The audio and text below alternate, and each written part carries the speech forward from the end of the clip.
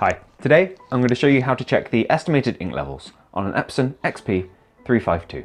This is nice and simple. We're done from the printer itself using nothing but the little control panel found on the front of the printer. So from the home screen of the printer, we're going to move ourselves along to setup, represented by this symbol here. Then we'll press OK to go in.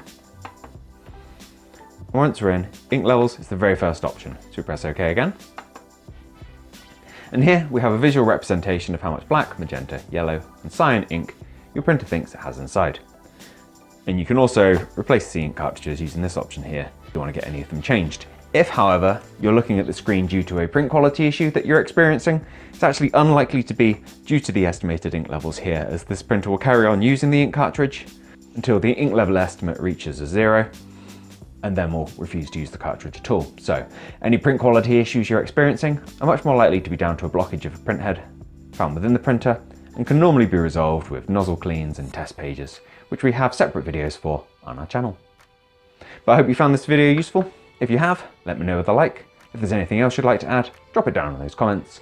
Otherwise, thank you for taking the time to watch this video, and I'll see you in the next one. Bye bye.